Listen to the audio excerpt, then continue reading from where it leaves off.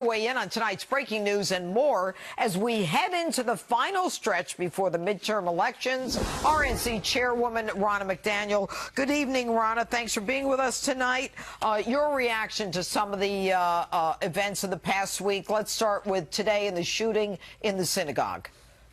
Well, my heart goes out to those families and the whole Jewish community that's been affected by this violent, evil, murderous hate act.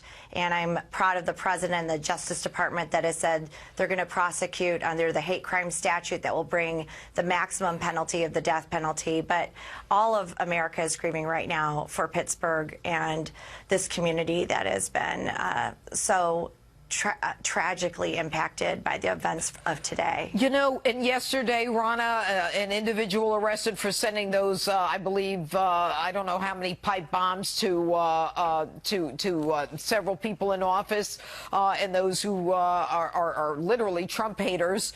Do you think that the rhetoric of today is impacting the way people are conducting themselves?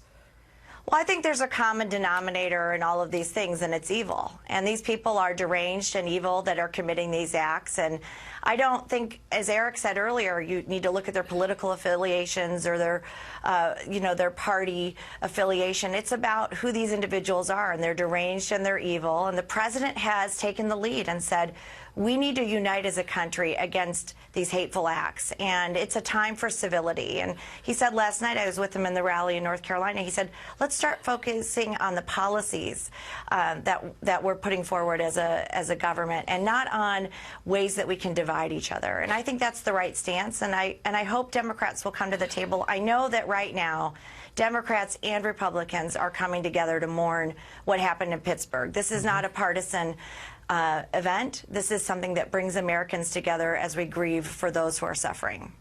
Well, you know, that is certainly a hope because, you know, we are all Americans, and this kind of evil can't divide us. You know, if there is any silver lining, maybe it will bring us together. But, you know, to make a left turn here, midterms 9 days away. How do you get the country to focus on the issues as opposed to, number one, the rhetoric? Or how do you get people to get out of their homes when you and I both know 10 days ago, because of Kavanaugh and all of the other stuff that have been happening and the caravan, you know, people couldn't wait to get to the voting booths. Now, I'm not so sure if things haven't been tamped down with all this violence. Well, that's where the RNC has put together, why the RNC has put together the largest field program we've had in history. We've had 60 million voter contacts thus far. We've trained 25,000 field organizers across the country. We've raised over $269 million, and all of that is so that we can make that final argument to voters in these closing days as to why we need to choose Republicans, why we need to retain the majority, and it is results versus resistance. We are the party that is delivering more jobs, higher wages, strengthening our military, caring for our law enforcement, holding them up as the heroes that they are, taking on the opioid crisis, taking on the pharmaceuticals, and the Democrats have continued to double down on two things: resist and obstruct. So the party is out there talking to voters. We are urging everybody to make sure you talk to your family, your friends. The only way we keep this comeback alive for this country is if you vote. Okay. And, you know, what is the most important message you think that you can give to people? And, you know, Eric Trump was on earlier and he talked about how every metric seemed to be improved under his dad's leadership. But what is the message that you hope is going to move people out? And who do you think is more motivated now? I mean, you know, it depends on the minute at this point. Who's more motivated, the Republicans or the Democrats? Well, Democrats have been motivated. Opposition is motivating, and they're so mad that they didn't get the White House in 2016, so they've been energized. But Republicans are motivated, too, and the party has seen that. We have seen a rise in our energy, and with the field program we've put together, and then putting President Trump out on the campaign trail and putting him in all these states. I mean, what he did last night in North Carolina, I was with him. He's going to be making that last-minute push, and he's going to say to voters, are you better off than you were 2 years ago? Is our country safer? Is our country stronger? Are we making America great again? And on every metric, voters are going to say yes. And Democrats are offering nothing except obstruct, resist, raising taxes, abolish ICE, open borders. It is a very clear contrast between the messages that are being delivered to voters.